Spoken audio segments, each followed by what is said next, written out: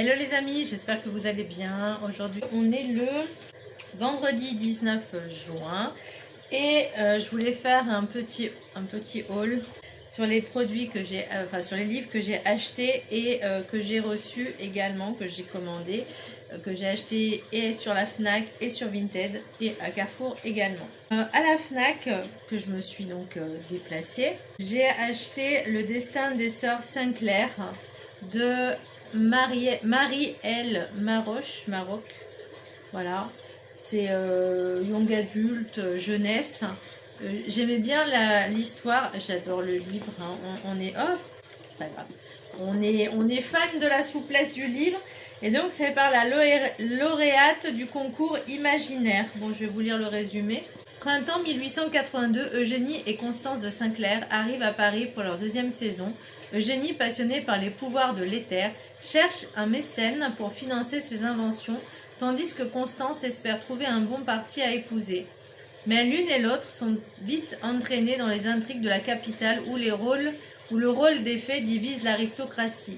Alors qu'Eugénie tente d'intégrer le cercle des Sœurs du Secret, Constance hésite à se fier au capitaine de Rouvroy qui l'a exposé à un danger mortel. Ouais, j'ai trouvé que c'était assez sympathique, avec une petite intrigue, un petit peu historique. Voilà, puis bon enfant, hein, donc vous savez que moi j'aime pas ce qui fait peur. J'aime pas les trucs horrifiques, j'aime pas les thrillers, j'aime pas quand il y a des sociopathes, des psychopathes et tout ce que tu veux. Ça, c'est pas ce que j'aime le plus. Et j'aime pas non plus, alors attendez, j'essaie de mettre mon collier correctement. Et j'aime pas non plus tout ce qui est trop science-fiction. Voilà, je veux bien qu'il y en ait, mais à petite dose. Et je me suis également... Ah, c'est trop beau! Les Amants du Nil. Il est magnifique le livre. Regardez ce jaspage, s'il vous plaît. Oh, c'est de Juni Bleuet. Il est pas trop beau, franchement. Oh, c'est bon, il est pas souple, hein, d'accord. Il y a, regardez, là c'est la femme et là c'est l'homme. C'est trop beau. Alors, je vous lis le résumé. Alors, il y a un petit peu... Alors, attendez. Sur Sinclair, là, il y avait combien? Il y avait 311 pages à peu près.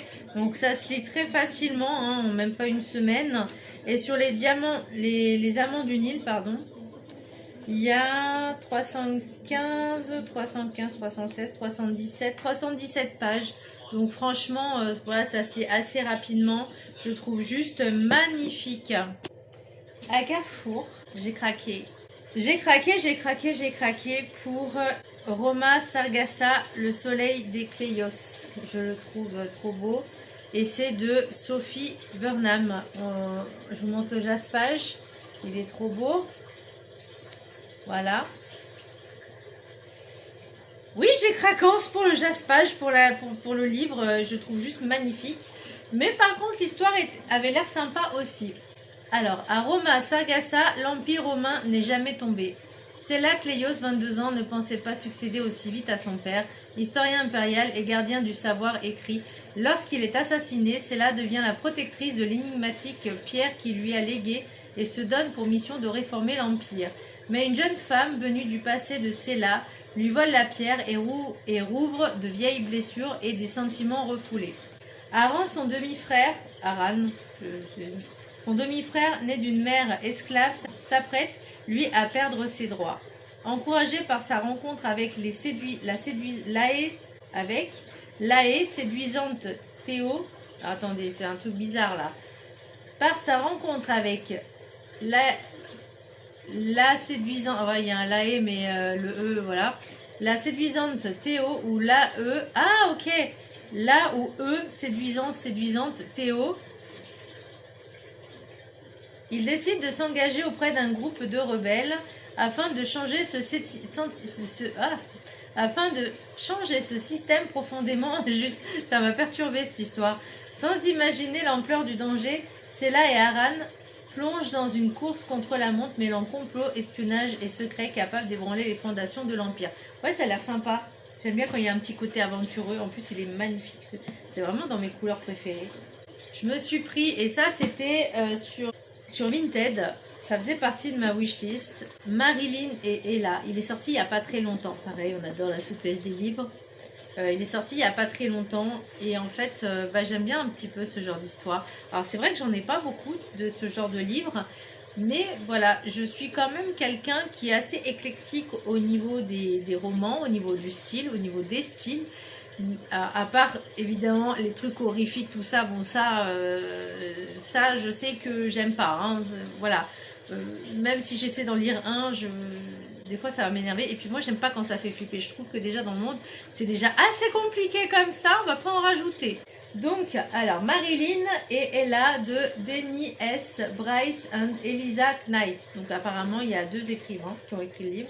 L'une est la reine du jazz, l'autre est la star emblématique d'Hollywood. Leur amitié sera hors du commun. Ça a l'air trop bien. Marilyn et Ella, une amitié qui défie les préjugés. 1952. Ella Fitzgerald et Marilyn Monroe brillent chacune dans leur univers, mais affrontent les mêmes obstacles. Le mépris, le contrôle et les limites imposées aux femmes. Quand Marilyn cherche à apprendre à chanter, elle se tourne vers Ella. De leur rencontre naît une amitié inattendue, profonde dans un monde qui ne cesse de les sous-estimer. Ensemble, elles trouvent la force de s'affirmer, de résister, de conquérir leur liberté. Un roman lumineux sur la sororité, le courage et la volonté de s'imposer dans une époque qui refuse aux femmes le droit de choisir leur place. Franchement, ça a l'air trop bien. Je pense que ça va être sympa. Je pense que voilà, c'est le genre de livre qui me donne envie en fait.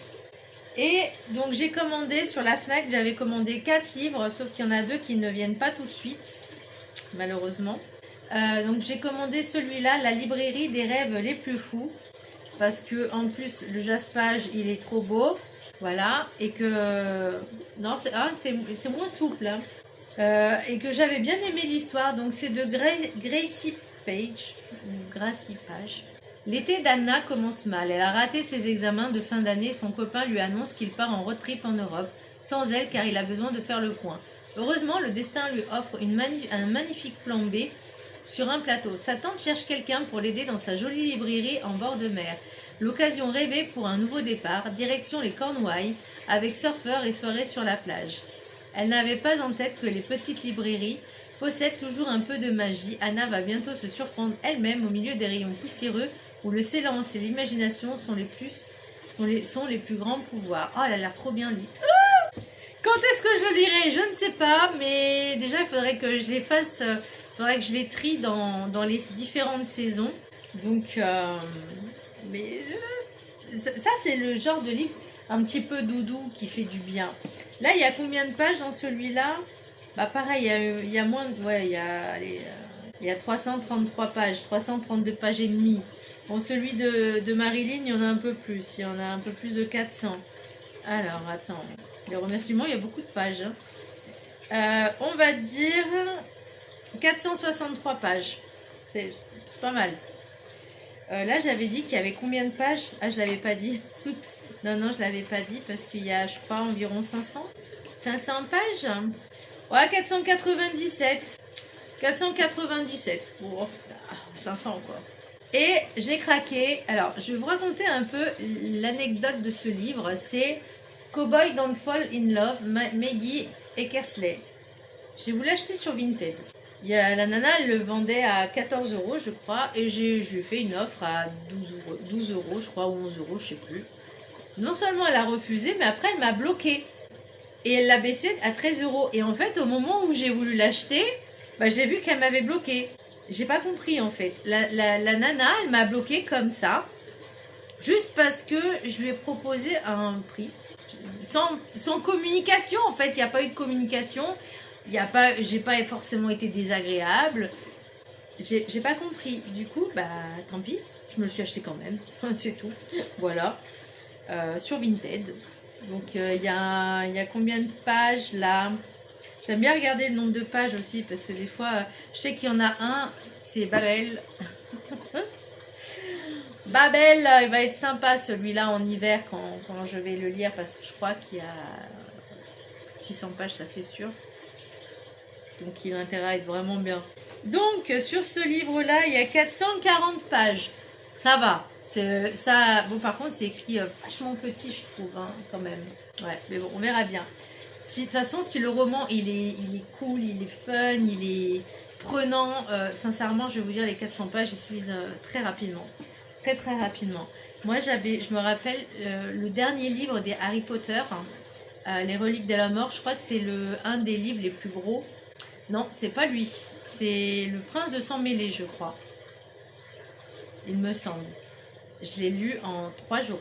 J'étais tellement dégoûtée de l'avoir fini vite que je l'ai relu en fait. Parce que voilà, et j'ai pris mon temps. Mais ouais, les Harry Potter, je les lis assez rapidement et je sais pas si là, j'aurais peut-être envie de les relire un jour, mais bon, vu la palle à lire que j'ai, la palle de livres à lire que j'ai pas encore compté, mais je suis persuadée de dépasser les 200. Voilà. Ou au moins j'arrive à 200. Donc, je vais un petit peu me calmer sur les achats. Parce que de toute façon, j'aurai pas le choix. Et au niveau de ma liste, je ferai un petit check-up. Et quand j'aurai l'occasion, si vraiment je le trouve, je trouve les livres soit d'occasion, soit dans les librairies, à ce moment-là, je me le prendrai. Si j'ai l'occasion, voilà. Mais il faut que je me calme là, parce que depuis janvier, ça n'arrête pas. Ils n'arrêtent pas de faire des sorties aussi. Dispatchez-vous. Il y a des sorties qui sont sorties, il y a des sorties, les livres là, il y en a qui sont sortis au printemps, alors que je trouve que c'est plus des livres d'automne. Donc pourquoi vous les sortez au printemps? Sortez-les en septembre. Dispatchez les choses, dispatchez les livres, parce que là, depuis janvier, c'est une folie. Bon, après, il y a des livres qui n'étaient pas forcément prévus, que j'ai craqué aussi, parce que l'histoire me plaisait bien. Il y a eu des regrets, il y a eu des regrets, clairement. Il y a eu des abandons, mais voilà. Là, tous les livres que j'ai, c'est vraiment des livres qui faisaient partie de ma wishlist et que j'avais tellement envie de lire que je suis tellement heureuse de les avoir que je suis trop contente. Voilà, donc j'espère que cette vidéo vous a plu. Alors, juste une petite chose. J'ai commencé La Tour des Immortels. J'aime bien, pour l'instant j'aime bien. Alors, j'en suis qu'au début, mais... Pour l'instant, j'aime bien. J'attends de voir comment ça va se passer. J'adore un petit peu le caractère de la nana, de Jaï. Elle est, je trouve, très indépendante. Elle est attirée autant par les hommes que par les femmes. Plus par les femmes, mais il y a eu des exceptions. C'est elle qui gère, en fait. Elle est reine du royaume. Donc, franchement, ça a l'air super intéressant. Et elle a aboli l'esclavage. Donc... j'ai hâte de le lire, ce livre, clairement. Il a l'air trop bien. Et en plus, moi, je l'ai en édition collector, donc je suis encore plus contente de l'avoir. Donc voilà. Pour l'instant, il a l'air bien. J'espère arriver à le lire rapidement, mais c'est vrai qu'en ce moment, j'ai beau ne plus être salariée, j'ai l'impression que mon temps, il passe à une vitesse. Les journées, elles passent à une vitesse parce que j'ai tellement de petites choses à faire, mais j'ai l'impression que je fais rien en fait. Et pourtant, je fais des petites choses, j'essaie de mettre des petites choses en place. Alors ça prendra peut-être du temps, le temps que je m'adapte aussi à ma situation. Mais c'est vrai que j'ai l'impression que le temps, les journées, elles passent à une vitesse que j'ai. Vous voyez, là, il est par exemple, il est 14h21. Et j'ai pas l'impression. Alors si, j'ai fait quand même des petites choses aujourd'hui, mais par exemple, j'ai pas encore fait la vidéo des balances que je vais faire maintenant tout de suite. Donc voilà. Et puis il faut que j'avance aussi dans ma formation de se soigner avec les plantes parce que j'en suis qu'au module 1 et je n'ai pas encore avancé depuis quelques jours. Donc j'aimerais bien avancer aussi de ce côté-là. Et puis j'ai encore quelques petites paperasses à faire parce que ça commence à me saouler. J'envoie des documents, c'est toujours pas les bons, donc moi, à part envoyer ce qu'on m'a donné, ce qu'on m'a envoyé de mon ancien employeur, je vois pas ce que je peux envoyer de plus en fait, parce que l'attestation d'employeur, je l'ai envoyé, donc je comprends pas. Mais bon, bref, c'est pas grave, on verra bien. Je vous fais un gros bisou et je vous dis à très bientôt. Bisous. Hello les amis, j'espère que vous allez bien. Je voulais faire une petite vidéo, vidéo vite fait, pour vous parler de mon haul, mon dernier haul. Donc il n'y aura pas que des livres. Et également de ma lecture en cours. Donc je rappelle que je suis toujours en train de lire La Tour des Immortels. C'est assez prenant, c'est assez palpitant, malgré que, enfin après je sais pas si je suis la seule, mais je pense pas parce qu'apparemment on découvre tout de suite à peu près qui trahit la reine. Donc je vous explique un peu l'histoire. Donc c'est une reine de Kanouria, donc Jaï, alors je sais pas si ça se prononce comme ça ou Raï, qui dans sa plus tendre jeunesse avait un amant qui s'appelait Ramsès. Donc c'est pas Ramsès le pharaon, voilà. Et son père à Jaï, était le roi donc de Kanouria. Et à son décès, ils ont eu du mal à accepter que une femme monte au pouvoir, que ce soit les conseillers, que ce soit enfin un petit peu tout le monde, les riches. En fait, c'est surtout les riches et les conseillers. Bien que elle, dans son optique de abolir l'esclavage, que chaque personne, elle était libre de choisir si elle avait envie de travailler ou pas, pour les riches, etc. Donc il y avait cette abolition d'esclavage. Et également au niveau du pouvoir entre guillemets des femmes quoi. Donc je trouve que l'idée déjà elle est pas mal et elle a des penchants un petit peu elle aime bien aussi bien les hommes que les femmes. Enfin après les hommes c'est surtout Ramsès quoi, voilà, c'est Ramsès lui fait un effet un truc de fou. Il y a un moment il y a deux personnes qui se font attaquer par des espèces de zombies. Alors moi j'ai appelé des zombies, des momies, voilà. Donc pour l'instant, il n'y a pas de quoi ébruiter l'affaire. Cependant, il y a deux représentants, donc son père et le fils, qui viennent rendre entre guillemets une visite diplomatique à la reine, il y a une alliance entre les deux. Et par la même occasion, il lui fait tester l'alimentation en disant regarde ce qu'on mange chez nous. Alors effectivement c'est un petit peu trop épicé. Et il y en a un qui a eu du mal à le tolérer. Donc le fils qui s'appelle, purée je sais plus comment, Joki, enfin je sais plus. Et son père s'appelait Arthur. Je dis bien s'appelait parce qu'il devait visiter la crypte d'Anubis. Et en fait, il se fait déchiqueter par la momie. Et du coup, son fils il dit je vais rester ici jusqu'à ce que on découvre c'est quoi cette mascarade, de condamner la personne qui use de cette magie-là extrêmement puissante pour faire tomber la reine. Parce que clairement, c'est une conspiration. Donc, Ramsès, de temps en temps, il va voir Jaï. Voilà, il lui dit fais attention parce que dans ton cercle, il y a quand même des ennemis, attention, prends garde, etc. etc. Elle fait attention quand même, je trouve qu'elle est vachement sur ses gardes et elle fait bien, sauf que elle pense pas forcément à tout le monde, mais je pense qu'elle est capable d'avoir du discernement, même si ça peut lui faire mal. Je m'entends. À un moment donné, donc elle décide d'aller... Elle décide d'aller, je crois que c'était avec Ramsès pour aller tuer donc la momie. Donc, et personne ne le sait à part elle, Ramsès et le fameux Jorki, ou je sais plus comment il s'appelle, Jorik. J'étais pas loin. Il y a que eux qui sont au courant en fait. Donc il y a personne d'autre. Et à un moment, son conseiller, Kansu, il dit une phrase et sur le coup je me suis dit mais elle lui a pas dit ça. Et là j'ai su tout de suite qui c'était, celui qui trahissait, le traître. Et je n'ai pas lu le dernier chapitre. Voilà, vous pouvez être fiers de moi, ça ne serait tardé, sachez-le. Mais j'ai déjà donc une idée et du coup elle mène l'enquête par ses conseillers. On dirait il y a des messes basses quand même, il y a de la complicité, il y a plein de complices en fait qui sont pour essayer de la descendre quoi.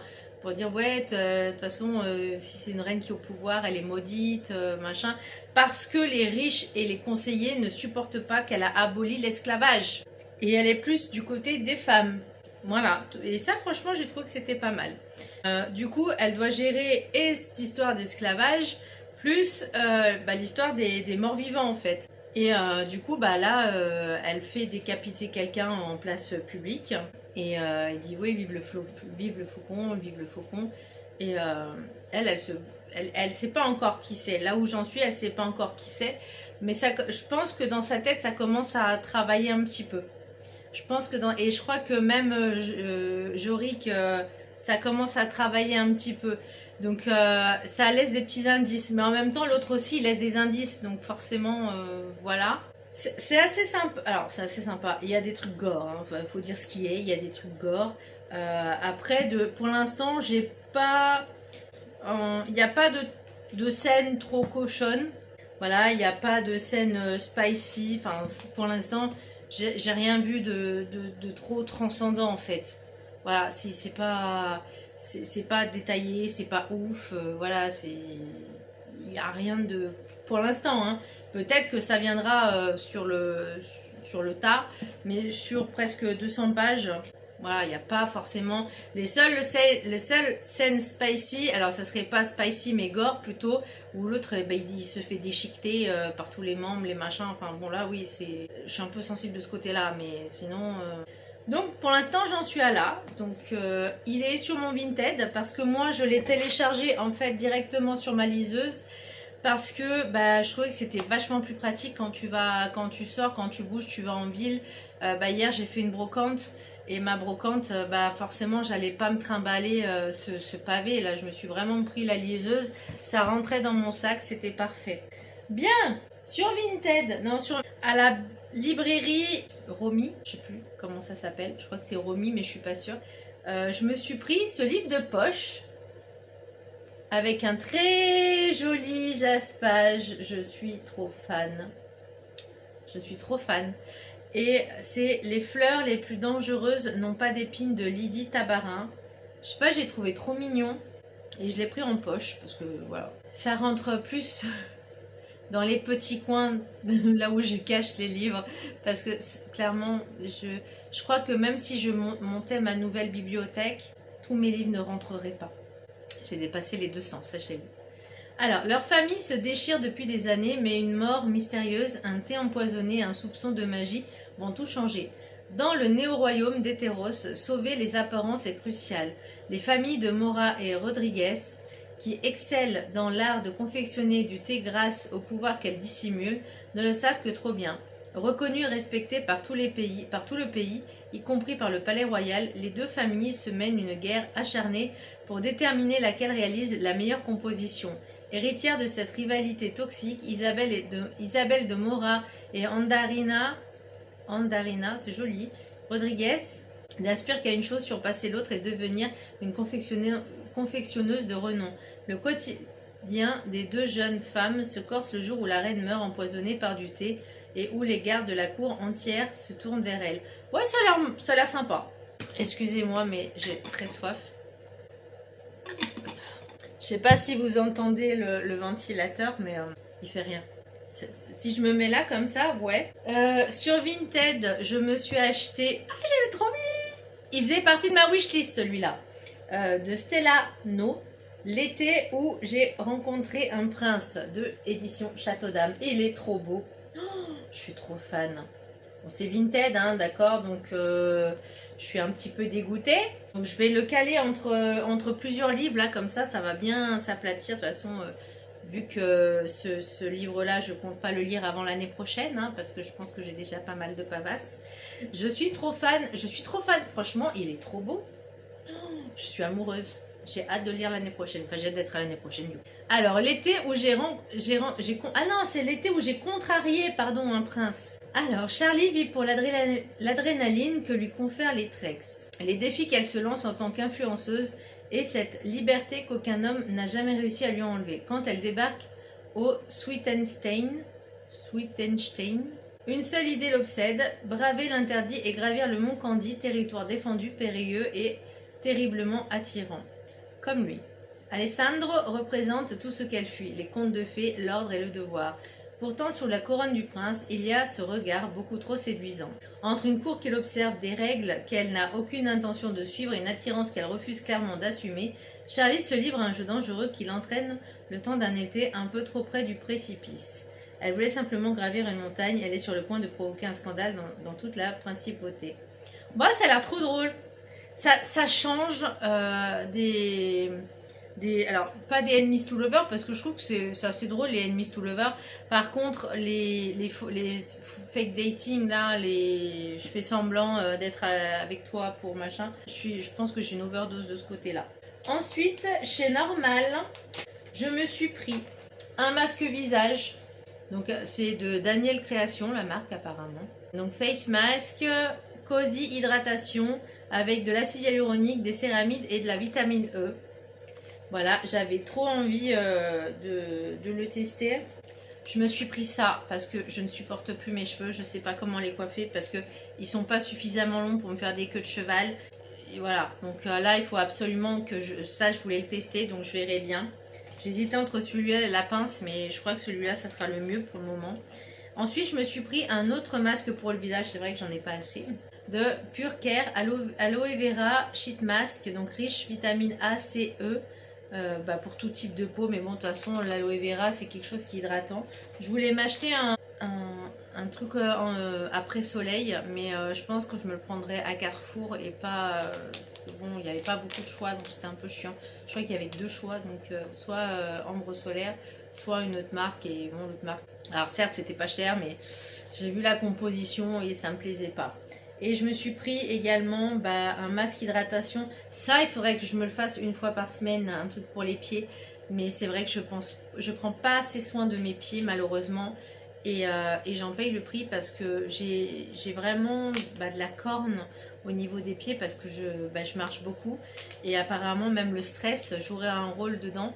Comme pour mon cuir chevelu, c'est à peu près la même chose. Donc c'est vrai que c'est extrêmement compliqué. Donc je vais essayer de me tenir au moins une fois par semaine de faire ça. Enfin, je vais essayer. Je vais gagner. Ensuite, j'ai voulu tester... Ah non, attends, je vais tester ça d'abord. Je me suis acheté sur Vinted, pareil. J'ai voulu tester un truc pour le cou. Alors, je sais pas comment tu le mets. Je verrai plus tard. Ça, c'est pour mettre les oreilles. Et en fait, c'est pour maintenir le cou... pour essayer de diminuer le double menton. Je sais pas si c'est efficace. On verra bien. En tout cas, je l'ai acheté sur Vinted et il est neuf, hein, le produit. Donc ça doit être made in China. Tout, voilà, Chine. Ensuite, chez Avril, je me suis acheté 1, 2, 3, 4, 5 produits. Je trouve que la marque Avril, c'est pas cher. Enfin, je trouve que pour le produit en lui-même, c'est pas cher. Donc j'ai voulu tester parce que je crois que j'ai jamais testé, je crois que j'ai jamais eu aucun produit Avril. Et ce qui est super bien, c'est qu'on peut faire également ses propres palettes de maquillage au niveau des fards à paupières. Et ça, je pense que je vais me le faire à l'occasion.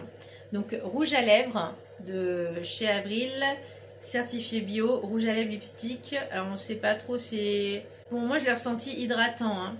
Et c'est de la couleur nude. Et je trouve juste... il se présente comme ceci. Et c'est un brun rosé que j'aime énormément. J'espère que vous allez voir. Bon, il fait plus rosé. Bon, là, ça fait un peu foncé. Mais je trouve que la couleur, elle est juste... ouais, ça fait un peu framboise foncée. Avec une petite pointe de marron. Voilà. Donc, le rouge à lèvres a fait 10 €. Donc, vraiment, pour la qualité des produits... Je me suis pris également, et ça je voulais un petit peu tester pour mes cheveux. Déjà le gel d'aloe vera, je sais que j'ai peur d'en mettre de partout. Le gel d'aloe vera est vraiment très connu au niveau de l'hydratation, de la cicatrisation également. Et en fait là-bas je voulais l'essayer vraiment juste pour les cheveux. Donc le gel comme ça, il se présente comme ça, 150 ml je crois. Donc pour l'ouverture 6 mois, ça sera largement utilisé parce que c'est vrai que moi je veux vraiment l'utiliser uniquement pour mes cheveux et mon cuir chevelu. Donc je vais tester et je vous dirai si ça fonctionne ou pas. De toute façon, il faut que je teste un peu tout pour mon cuir chevelu malheureusement. Je me suis pris également un baume pour les lèvres et ce qui est bien c'est que moi j'ai pris transparent parce que voilà, il est transparent. Et le truc là il se recharge. J'ai trouvé que l'idée elle était plutôt sympa. Donc voilà, je sais plus si c'était 3 ou 4 €. Ensuite, je me suis pris une bébé crème, unifie et hydrate le teint, couvrance moyenne. Effectivement, je trouve que la couvrance, elle est pas trop, parce que moi, il m'en faut pas que ce soit trop, mais il faut pas que ce soit trop léger non plus. Et je l'ai trouvé pas mal. Et je l'ai pris en couleur fer. Ah, mais moi, s'il y a le petit... je vais pas l'ouvrir de suite parce que je vais pas la mettre de suite. Je sais pas si on va voir la couleur.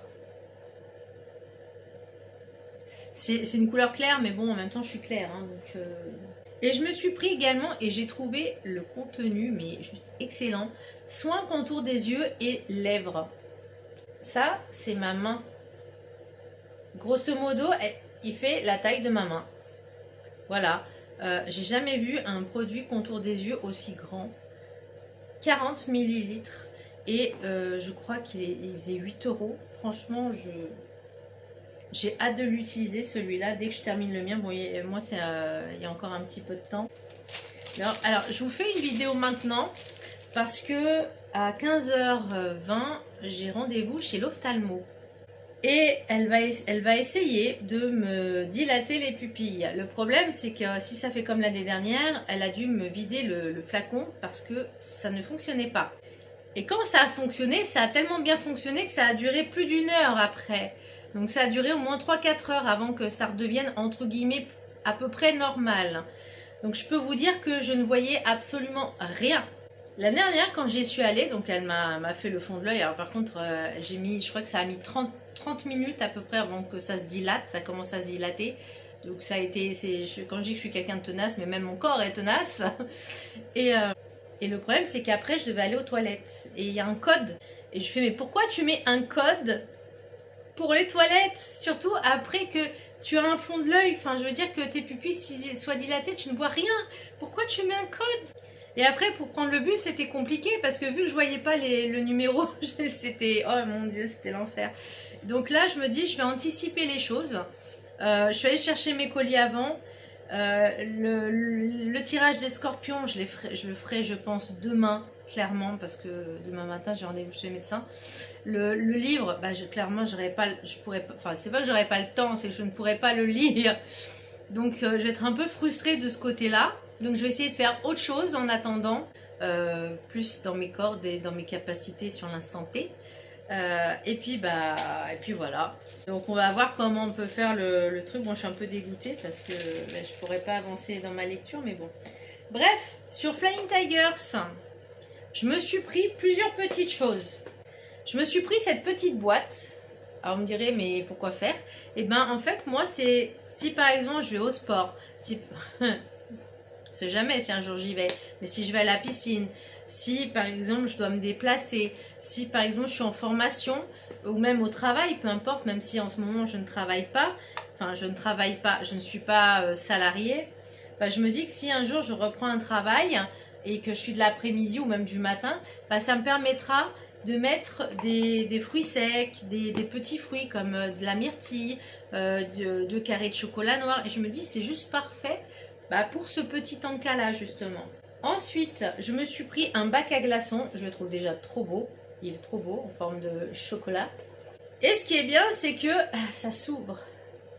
Donc ça va être bien pour pas en foutre de partout. Et là, ça s'enlève facilement les trucs. Donc ça va être trop bien. Ensuite, je me suis acheté un stylo. C'est vrai que j'en ai pas. Donc voilà.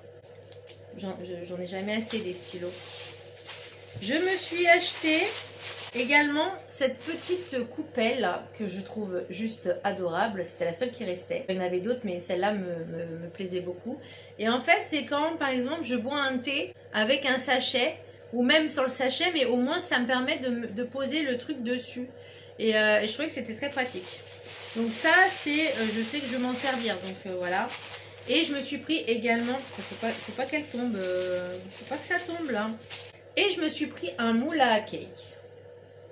Voilà, en silicone parce que le mien, je sais plus où il est. Et je sais même pas si je l'ai encore. Et en fait, même j'aurais pu en prendre 2 parce que ça m'aurait permis de faire et un cake au jambon, olive, jambon, fromage. Et pourquoi pas un banana bread. Mais ça, c'est vrai que je n'y ai pas pensé du tout. Parce que du coup, je peux faire 2 fournées en même temps. Mais bon, c'est pas grave. Au moins, j'en aurai un.